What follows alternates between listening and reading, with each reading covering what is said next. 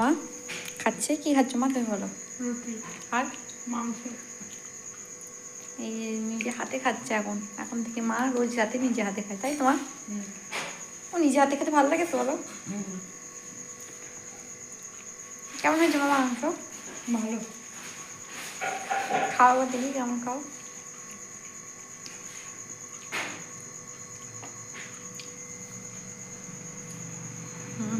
খাচ্ছে না বাবা,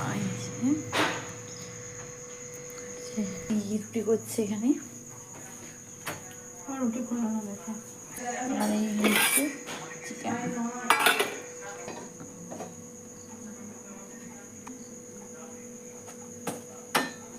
এই যে রুটি করার প্রো ম্যাক্স দারুণ ফুলেছে।